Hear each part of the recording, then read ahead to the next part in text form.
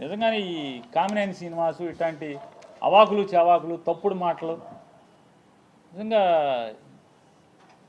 చిరంజీవి గారికి విలువిచ్చి మర్యాద ఇచ్చి సొంత అన్నలాగా ఆయన్ని ఆత్మ అభిమానంతో చూసుకుంటే చివరికి పవన్ కళ్యాణ్ ఇట్లాంటి చాలామంది ఇట్లాంటి తప్పుడు మాటలు మాట్లాడి ఎన్ని నిందలు మోసాం ఈరోజు దాకా కూడా. దాదాపుగా ఒక 3-4 సంవత్సరాలుగా ఎన్ని నిందలు మోస్తూ వస్తున్నాం. నిజంగా చిరంజీవి గారు ఇవాళ రాసినటువంటి ఉత్తరమే పవన్ కళ్యాణ్ వాగినప్పుడే రాసి ఉంటే కనుక అతను నోరు మూతపడేది, జగన్ గారి మీద కూడా ఇంత విషం చిమ్మేటువంటి పరిస్థితులు ఉండేవి కాదు. సరే, మంచికో చెడుకో చిరంజీవి గారిని కూడా స్వాగతిస్తున్నాను. ఇట్లాంటి దుర్మార్గులు కామినేని శ్రీనివాసు, బాలకృష్ణ లాంటి తప్పుడు మాట్లాడేవాళ్ళు, దుర్మార్గులు, కిరాతకులు, నోళ్లు మూయించేటువంటి మంచి పని వాళ్ళకైనా చేశారు చిరంజీవి గారు. ఆయన తక్షణం స్పందించినందుకు మనస్ఫూర్తిగా ఆయన స్వాగతిస్తున్నాం. ఆయన మాటల్ని ఆయన రిలీజ్ చేసినటువంటి ఆ ఉత్తరాన్ని, జరిగిన సంఘటనలు చెప్తూ, అంటే అంత గొప్పగా వాళ్ళని చూస్తే ఈ రోజుకి మేము తప్పులు చేసి ఉంటే సినిమా ఇండస్ట్రీ పట్ల మేము తీసుకున్న నిర్ణయాలు తప్పుడు నిర్ణయాలు అయితే నారా చంద్రబాబు నాయుడు గారిని, పవన్ కళ్యాణ్ గారిని ఇద్దరిని నేను నిలదీస్తున్నాను.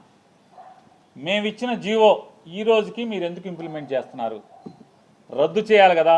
మా నిర్ణయం తప్పుడుదైతే, సినిమా పరిశ్రమ పట్ల మేము తీసుకున్న నిర్ణయాలు తప్పుడు నిర్ణయాలు అయితే మీరు ఎందుకు రద్దు చేయట్లేదు? అదే జీవోను అనుసరించి వాళ్ళకి మీరు అందరికీ సినిమా రేట్లు ఎందుకు మీ దగ్గరికే రావాలని ఎందుకు కోరుకుంటున్నారు? ఆ రోజు జగన్మోహన్ రెడ్డి గారు సినిమా వాళ్ళని కాళ్ళకాడికి పిలిపించుకోవడం అని మీరు దుర్భాషలాడింది, మరి ఇవాళ మీరేం చేస్తున్నారంటున్నారు? ఎవరి కాళ్ళు బ్లాక్లో అమ్ముకోవచ్చు కదా, మీరెందుకు నియంత్రిస్తున్నారు? మీ కాళ్ళకాడికి ఎందుకు రావాలని కోరుకుంటున్నారు?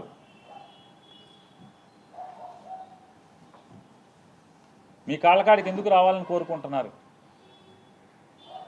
అంటే మీరేమో పైనుంచి పైలోకం నుంచి సరాసరి బ్రహ్మదేవుడు బొడ్లోంచి ఊడిపడ్డారు. జగన్మోహన్ రెడ్డి గారేమో వాళ్ళ అమ్మ కడుపులోంచి ఊడిపడ్డాడు నేల మీద. మీరు చేస్తే అన్నీ పత్తిత్తు కౌరులు, మీరు చేసేవన్నీ. అతను చేస్తే పాప పనులు అవన్నీ జగన్మోహన్ రెడ్డి గారు చేస్తే. సిగ్గు లేకుండా అదే జీవోని అనుసరిస్తున్నారు. సినిమా ఇండస్ట్రీలో అదే సాంప్రదాయాన్ని, అదే రూల్స్ని మీరు ఎందుకు కొనసాగిస్తున్నారని అడుగుతున్నాను. కొనసాగించకూడదు కదా. జగన్మోహన్ రెడ్డి గారు ఆ రోజు కూడా చిరంజీవి గారికి, మహేష్ గారికి, అలాగే మన రాజమౌళి గారికి, ప్రభాస్ గారికి, వీళ్ళందరికీ చెప్పారు, నా భయం ఏం లేదు అన్నా, నా భయాలు ఒకటే, మీరు పేదవాడికి సినిమా టికెట్ అందకుండా తీసుకెళ్ళిపోయే పరిస్థితి ఉంటే, కుటుంబం సినిమాకి వెళ్తే మినిమం 1000 రూపాయల నుంచి 2000 రూపాయలు లేచి వెళ్ళిపోతే, ఇవాళ ఓటీటీ వచ్చేసినాయి, నెలకి 100 రూపాయలు కడితే చందా మొత్తం అన్ని సినిమాలు ఇంట్లో చూసే పరిస్థితి ఉన్నప్పుడు, టీవీ స్క్రీన్లు కూడా మారిపోయినాయి, అన్నీ ఓఎల్ఈడీలు ఇట్లాంటి రకరకాల డిజిటల్ 8,000K 10,000K భవిష్యత్తులో ఇంకా మారిపోయే పరిస్థితులు ఉన్నాయి. హై క్వాలిటీతో, హై రిజల్యూషన్తో cinema sound system, effective sound systems వచ్చేసినాయి టీవీల్లో. సినిమా దెబ్బతినేస్తుంది. సినిమా థియేటర్లో కళ్యాణ మండపాలు గాను, కాంప్లెక్స్లు కానీ మారిపోయే పరిస్థితులు వస్తాయి. మీరేసుకుంటాక సినిమా థియేటర్ దొరికే పరిస్థితి ఉండదన్నా, మీరు ఆలోచించండి అన్నా అని చెప్పి అందరికీ చెప్పారు. అందుకోసమే తప్పితే వేరే ఏం కాదు. సామాన్యుడికి ఇదొక్కటే మాత్రమే ఎంటర్టైన్మెంట్ అయిన, తెలుగువాడికి ఎంటర్టైన్మెంట్ అయిన సినిమా పరిశ్రమ మూతపడే పరిస్థితి వస్తుంది. థియేటర్లు ఉండవు, క్లోజ్ అయిపోతాయి థియేటర్లు అని చెప్పారు. అందుకు గురించి తప్పితే నాకేంటనా? మీరు ఎవరు సంపాదించుకుంటే, మీరు 50 కోట్లు తీసుకుంటే, 100 కోట్లు తీసుకుంటే నాకేంటనా? మీరు కష్టపడతారు, చేసుకుంటారు. ఆయన ఇంకో మాట కూడా ఆ రోజు చర్చలో మాట్లాడారు, అన్నా మీరు సంవత్సరానికి ఒక సినిమా 2 సంవత్సరాలకు ఒక సినిమా తీస్తే సినిమా ఇండస్ట్రీ కూడా టెక్నికల్ టీం అంతా కూడా చచ్చిపోద్దన్నా. మీరు టెక్నీషియన్స్ అందరూ కూడా మీరు ఒక సినిమా తీస్తారు, కానీ మీరు సంవత్సరానికి 4-5 సినిమాలు తీయకపోతే టెక్నీషియన్స్ ఏమైపోతారు, క్యారెక్టర్ ఆర్టిస్టులు ఏమైపోతారు? వాళ్ళ గురించి కూడా ఆలోచించండి అన్న సినిమా పెద్దలందరూ కూడా. సంవత్సరానికి ఒక సినిమా మీరు తీస్తే ఉన్నవాళ్ళు పెద్దవాళ్ళందరూ కూడా 4 సినిమాలు తీస్తే 5 సినిమాలు తీస్తే అందరూ కలిసి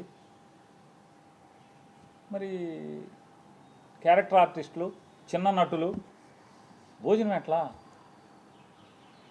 టెక్నీషియన్స్కి భోజనం ఎట్లా? భోజనం ఎవడో పెడతాడు? ఇదొక వ్యసనం లాంటిది. దీనికి అలవాటు పడ్డాడు, దీనికి తప్పితే ఇంకో పనికి వెళ్ళలేడు. ఇవన్నీ చర్చ వచ్చినాయి. మీరందరూ 4 సినిమాలు చేస్తే బాగుంటుంది ఒక్కొక్కళ్ళు సంవత్సరానికి కనీసం అని చెప్పారు కదా, మాట్లాడుకున్నాం కదా. ఇంత గొప్పగా సినిమా ఇండస్ట్రీ గురించి మాట్లాడాడు కదా. మీరందరూ విశాఖపట్నంలో స్థలాలు ఇస్తాను, ఇల్లు కట్టుకోమని చెప్పాడు కదా చిరంజీవి గారు. విశాఖపట్నంలో, రాజమండ్రిలో, కర్నూలులో, తిరుపతిలో ఒక్కొక్క స్టూడియో ఏర్పాటు చేద్దాం, ఒక్కొక్క ఫ్లోర్ కడదాం. మీరందరూ గవర్నమెంట్ని స్థలాలు ఇస్తాను, మీరు ఒక్కో చోట ఒక్కొక్క స్టూడియో కట్టండి, అంటే ఫ్లోర్ కట్టండి, షూటింగ్లు చేసుకుందాం. మీరు కాపురాలు కూడా వైజాగ్ రండి అని చెప్పని జగన్ గారు మిమ్మల్ని రిక్వెస్ట్ చేశాడు కదా. వెంటనే చిరంజీవి గారు స్పందించి స్థలం కూడా కొనుక్కున్నారు కదా. ఏమాట కాబట్టి చిరంజీవి గారు ఆ రోజు జగన్మోహన్ రెడ్డి గారు పట్ల సోదర వాత్సల్యం, తమ్ముడు వాత్సల్యంతో ఉండేవారు. ఆ రోజు ఉన్నారు. ఈయన కూడా నా అన్న అన్నట్టుగానే ఆయన కూడా ఉన్నారు. ఇన్వైట్ చేయగానే రామ్ చరణ్ గారు, చిరంజీవి గారు ఇద్దరు కలిసి స్థలం కొనుక్కున్నారు వైజాగ్లో. గవర్నమెంట్ ఇచ్చేదే ఉందిలే, మనం కొనుక్కుందాం, ఊరికి ఎవడో ఒకటి మాట అంటాడు, చిన్న చిన్న వాళ్ళకి స్థలాలు వస్తే పర్లేదని అని చెప్పి చిరంజీవి గారు స్పందించారు. ఇంత గొప్పగా సినిమా ఇండస్ట్రీ పట్ల నారా చంద్రబాబు నాయుడు గారు సినిమా వాళ్ళని వాడుకోవటం తప్పితే ఏనాడన్నా సినిమా ఇండస్ట్రీకి ఉపయోగపడ్డా? నాడు రాజశేఖర రెడ్డి లేదా జగన్మోహన్ రెడ్డి గారు తప్పితే, సినిమా ఇండస్ట్రీని వాడుకోవటం తప్పితే నారా చంద్రబాబు నాయుడు గారు ఎప్పుడు ఉపయోగపడ్డాడు సినిమా ఇండస్ట్రీకి అని అంటున్నాను.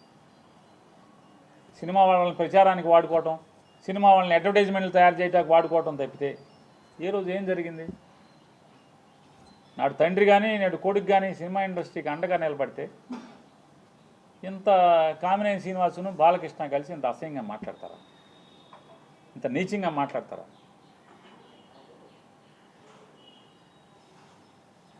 మరొకసారి చిరంజీవి గారికి థ్యాంక్స్ చెప్తూ, ఇట్లాంటి పాపాత్మల నోళ్ళు మూయించడానికి, నోట్లో గడ్డి పెట్టడానికి మీరు ఇండియాలో లేకపోయినా విదేశాల నుంచి స్పందించి మీరు పెద్ద మనసుతో మీరు ఉత్తరం రాసినందుకు, ఈ ప్రపంచానికి జరిగిన నిజాల్ని తెలియచెప్పినందుకు మరొకసారి ఆయనకి జగన్ గారి తరఫున, వైఎస్ఆర్ కాంగ్రెస్ పార్టీ తరఫున థ్యాంక్స్ చెప్తున్నాను.